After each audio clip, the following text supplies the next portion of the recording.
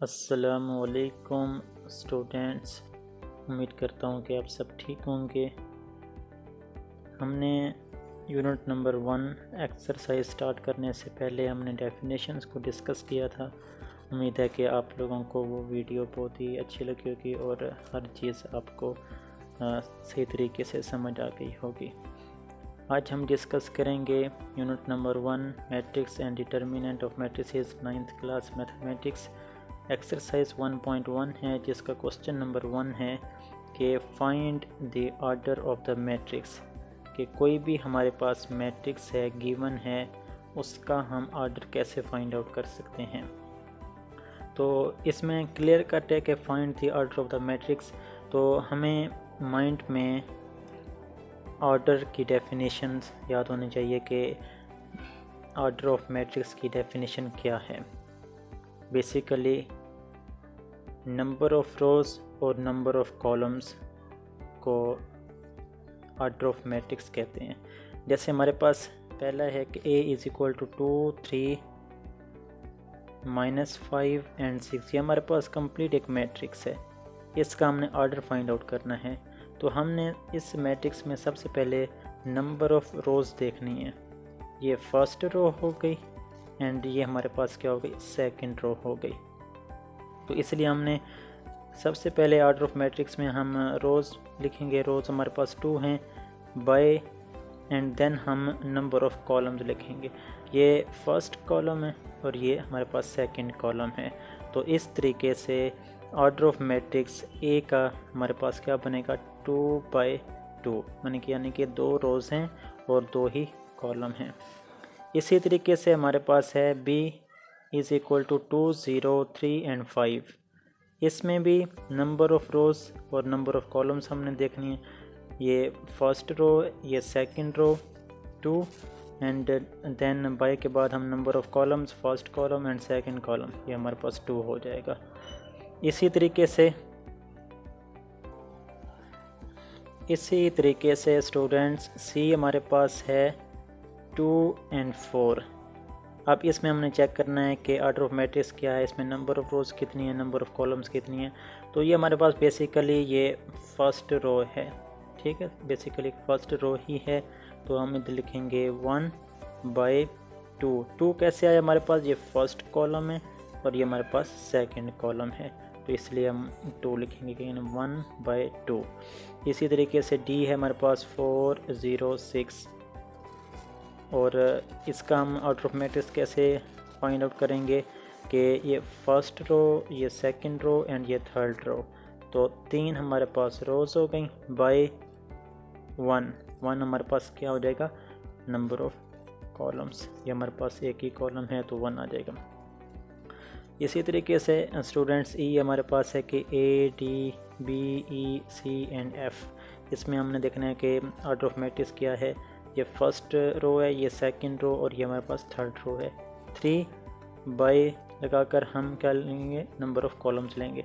ये first column और ये सेकंड कॉलम, तो ये 2 आ जाएगा।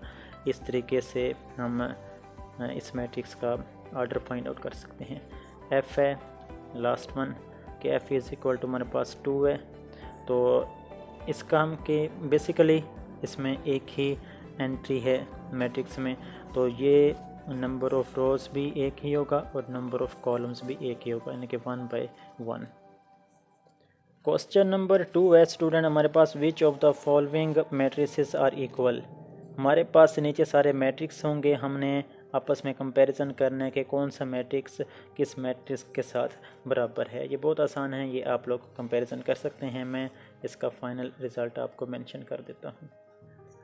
जी स्टूडेंट्स, इसका आंसर ये है कि ए जो मैट्रिक्स है वो सी के बराबर होगा, बी आई के बराबर होगा और एफ जी के बराबर, और ई, एच और जे ये तीनों आपस में बराबर होंगे। ये आपस में आप कंपैरिजन कर सकते हैं। ये बहुत आसान था, इसलिए मैंने इसको स्किप किया और शॉर्ट टर्म में आपको समझा दिया। लास्ट वन क्वेश्चन है कि हमारे पास क्वेश्चन नंबर 3 है कि find the values of A, B, C and D which satisfy the matrix equation. हमारे पास हमने बेसिकली हमारे पास ये मैट्रिक्स इक्वेशन है, इनको हमने सेटिस्फाई करा कर हमने क्या वैल्यूज़ फाइंड आउट करनी है, ए, बी, सी एंड डी की। तो ये हमारे पास बेसिकली ये मैट्रिक्स है, ये इसके बराबर है। A plus C, A plus 2b, C minus 1, 4d minus 6 and is equal to हमारे पास ये हमारे पास है 0 माइनस 7, 3 एंड 2d। अब हम इसका क्या करेंगे कि हम इसकी इक्वेशन बना लेंगे कि ये फर्स्ट इसके एंट्री है वो इज़ इक्वल टू के जो मैट्रिक्स का फर्स्ट एंट्री होगा उसके बराबर होगा, यानी कि A plus C is equal to 0। इसको हम इक्वेशन 1 का नाम दे देंगे। और इसी तरीके से ए प्लस 2b माइनस 7 के बराबर हो जाएगा। और इसी तरीके से 4d minus 6 is equal to हमारे पास 2d के बराबर इक्वेशन 3 हो जाएगा। और c minus 1 is equal to हमारे पास 3 है। जी स्टूडेंट्स, हमारे पास c minus 1 is equal to 3 के बराबर आ जाएगा। तो यहाँ से हम क्या करेंगे, c की वैल्यू फाइंड आउट करेंगे। सबसे पहले c minus 1 is equal to 3 के बराबर है, तो c is equal to 3 basically यहीं पे रहेगा। ये -1 इधर आके राइट साइड पर आएगा, हमारे पास क्या हो जाएगा +1 का हो जाएगा। तो 3 + 1 हमारे पास क्या हो जाएगा 4। तो c की वैल्यू हमारे पास 4 आ जाएगी। ठीक है, इसी तरीके से c 4 आ गई। और अब हम इसी तरीके से b, a और d की वैल्यू को फाइंड आउट करेंगे। इक्वेशन 1 हमारे पास है a plus C is equal to 0 है।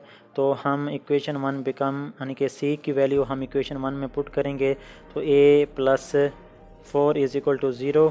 तो हमने a की वैल्यू फाइंड आउट करनी है। तो ये प्लस का 4 राइट साइड पर आएगा, तो ये माइनस का 4 हो जाएगा। तो a इज़ इक्वल टू हमारे पास -4 आ जाएगा। इसी मेथड से स्टूडेंट्स हम इक्वेशन 2 में हम क्या करेंगे कि हमारे पास क्या है कि equation 2 basically a plus 2d is equal to -7 है।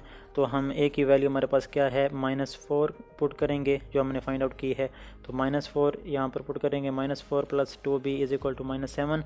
तो 2b बेसिकली यहाँ पर रहेगा, तो -4 राइट साइड पर आएगा तो प्लस का 4 हो जाएगा, -7 वैसे का वैसे रहेगा। तो 2b इज़ इक्वल टू हमारे पास -3 हो जाएगा, यानी कि -7 + 4। तो जो माइनस बड़ी वैल्यू के साथ जो भी साइन होता है तो हम आंसर में वही लिखते हैं, तो -3 आ जाएगा। तो यहाँ से बेसिकली b की वैल्यू हमारे पास क्या हो जाएगी -3, और ये 2 यहाँ पे मल्टीपल हो रहा है तो इधर राइट साइड पर आएगा तो डिवाइड हो जाएगा, तो -3/2 हो जाएगा। इसी तरीके से स्टूडेंट्स इक्वेशन 3 है हमारे पास के 4d minus 6 is equal to 2d है। तो यहाँ से भी हम वैल्यू फाइंड आउट करते हैं कि 4d वैसे का वैसे और ये 2d है तो इस तरफ आएगा, लेफ़्ट साइड पर आएगा तो ये -2d हो जाएगा। तो इज़ इक्वल टू ये -6 है तो राइट साइड पर आएगा तो +6 का हो जाएगा। तो 4d माइनस 2d हमारे पास 2d हो जाएगा, तो इज़ इक्वल टू हमारे पास 6 हो जाएगा। तो इसी तरीके से d और 6 2 इधर मल्टीपल हो रहा है तो इधर डिवाइड होगा, तो d की वैल्यू हमारे पास 6/2 हो जाएगी। तो इसको हम कैंसिल करेंगे, यानी कि 2/2 3 6, तो d की वैल्यू हमारे पास 3 आ जाएगी। इस तरीके से हम सोल्यूशन सेट लिख देंगे कि a की वैल्यू हमारे पास -4 आई है, b की वैल्यू -3/2 आई है, और c की वैल्यू हमारे पास 4 आई है, और d की वैल्यू हमारे पास क्या आई है 3 आई है। तो बेसिकली ये 1.1 एक्सरसाइज है। तो इंशाल्लाह फर्दर अगेन हम नेक्स्ट एक्सरसाइज की तरफ या एग्जांपल की तरफ आएंगे। अगर आपको इसे किसी भी क्वेश्चन की क्वेश्चन नंबर 1 की 2 की या 3 की समझ नहीं आए तो आप कमेंट बॉक्स में अपना फीडबैक ज़रूर दीजिएगा। तो मिलते हैं नेक्स्ट वीडियो में, तब तक अपना बहुत ज़्यादा ख्याल रखिए कि इस चैनल का भी। अल्लाह हाफिज़।